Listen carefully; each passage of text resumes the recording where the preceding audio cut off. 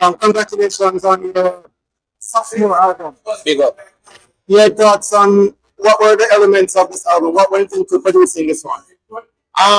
Great friendships, you know what I mean? Big up Jordan, big up all of the producers them involved in this project together. It was fun, you know what I mean? We try to make music now, if it's not fun to me, I not do it. Once it block my energy and block my vibe, that means I eat that song enough to do me down left that. Because music has to be fun, because energy, everything with me.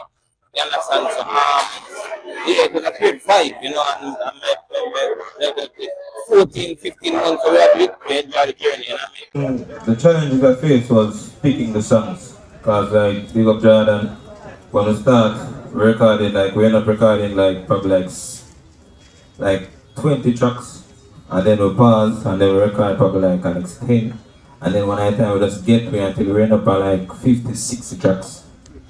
Yeah man, holy person. Holy person, so them songs are just on any song, we just play them like studio and fire shot and then not come out. They say what needs to do them still. Yeah, we just make music, you understand? But that was the hardest part, like picking the songs, you know what I mean?